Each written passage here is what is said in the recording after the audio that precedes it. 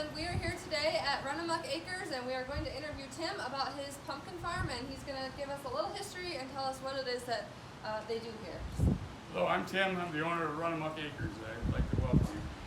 About 12 years ago, we bought this property and decided that we were going to turn it into a pumpkin patch, and we started growing a few pumpkins and was able to sell those, and today we're a full-fledged pumpkin patch with entertainment for the kids, pedal go-karts, bee train, corn maze. We have cotton candy, donuts. We do everything you can imagine that you can get at a corn maze and a pumpkin patch. And you know, we're growing several kinds of pumpkins here, and we got gourd, squash, zucchini, a lot of photo opportunities too. You won't believe how many memories we made here. Nothing like watching a kid eat cotton candy for the very first time. Either their eyes roll back or they just don't know what to think. Yep.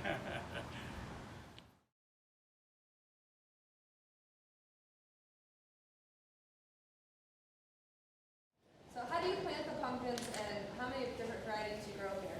Well, right now we're growing, I think we planted 36 different varieties of pumpkins this year, and probably 25 to 30 varieties of gourds and squash. Believe it or not, we do that all by hand.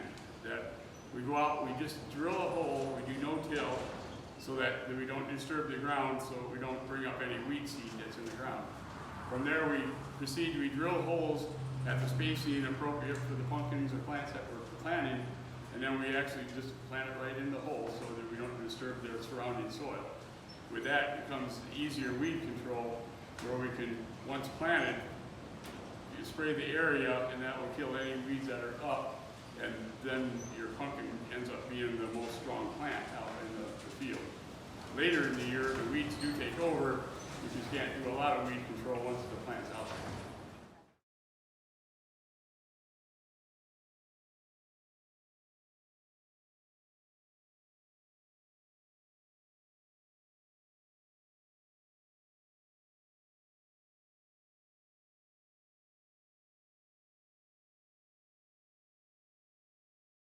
Tell me about pollination of pumpkins. Well, pumpkin surprisingly grows, everybody thinks a pumpkin grows like this, but a pumpkin grows like this.